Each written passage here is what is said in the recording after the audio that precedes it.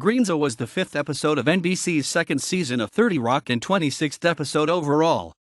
It was written by John Pollock and directed by series producer Don Scardino. It aired on November 8, 2007 in the United States. Guest stars in this episode include Kevin Brown, Grizz Chapman, Alabama Gore, John Luntz, Madison McKinley Garden, Malik Pancholi, Paula Pell, Dion Sapp, David Schwimmer, and Meredith Vieira. The episode focuses on Jack Donaghy's, played by Alec Baldwin, success, and later disaster, with Greenzo, David Schwimmer, America's first non-judgmental, business-friendly environmental advocate. Kenneth Parcell, Jack McBrader, decides to throw a party, but, knowing that nobody will attend, Liz Lemon, Tina Fey, and Tracy Jordan, Tracy Morgan, plot to make the party a success. Jenna Maroney, James Krakowski, and Liz suspect that Pete Hornberger, Scott Adsit, is having an affair. Don Geiss, the chairman of General Electric, GE, challenges Jack and his rivals to come up with an idea to make money from this environmentalism trend. This leads to him casting an actor called Jared to play Greenzo, NBC's environmental mascot. Initially, Greenzo is a success, making a well-received appearance on the Today Show with Meredith Vieira. Eventually, he becomes more and more self-absorbed and starts insulting the TGS staff and criticizing the staff's environmentally unfriendly habits. This is until he conducts a second interview, when he begins ranting negatively about big companies and their two-faced, fat cat executives, referring to GE and Jack. Angered, Jack fires Jared and tries tricking Al Gore into replacing him to no avail. Also, the drunken Greenzo shows up and tries to continue only to mess things up even more.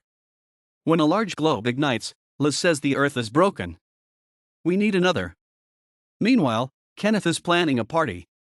Knowing this, Liz recounts past parties of Kenneth's to Tracy, telling him that she was the only other person who attended those parties. Feeling pity for Kenneth, Tracy tells the biggest gossips on TGS with Tracy Jordan, Grizz, and .com, Grizz Chapman and Kevin Brown, that TIA will be attending. They persuade other people to attend by telling various other lies. The resulting party is so outrageous that Kenneth decides never to throw a party again. When Liz finds another woman's lipstick in her apartment, she and Jenna begin to suspect that Pete, who was separated from his wife, is having an affair. Liz later discovers, much to her horror, that Pete is having an affair with his own wife, Paula Hornberger, Paula Pell. Later, Pete asks if he can still stay with Liz because for the first time, they have been able to date. Greenzo is the first episode of 30 Rock written by John Pollock. Pollock was added to the writing staff of 30 Rock at the beginning of the second season. The episode is the 9th episode of 30 Rock directed by Don Scardino. This episode aired as part of Green Week, an initiative introduced by NBC's chief executive Jeff Zucker, which included having every primetime program which aired between November 4, 2007 and November 10, 2007 contains some sort of positive environmental theme. This was also the first episode of 30 Rock to air after the start of the 2007 to 2008 Writers Guild of America strike. The strike began on November 5, 2007 and ended on February 12, 2008. This episode was filmed on September 27 and September 28, 2007. Greenzo brought in an average of 6.6 million viewers, the highest number of viewers since the second season premiere, Seinfeld Vision. The episode also achieved a 3.1/8 in the key 18 to 49-year-old demographic, matching the series' highest rating in that demographic. The 3.1 refers to 3.1% of all 18 to 49-year-olds in the US and the 8 refers to 8% of all 18 to 49-year-olds watching television at the time of the broadcast in the US. This episode also ranked in first place in the men 18 to 34 demographic, against programs airing on other networks in the same time slot. Matt Webmitovich of TV Guide praised David Schwimmer for throwing himself into this role as Jared, this rather unlikable lout. Webmitovich also wrote that Kenneth's party in and of itself has to be one of 30 Rock's finest in most manic moments.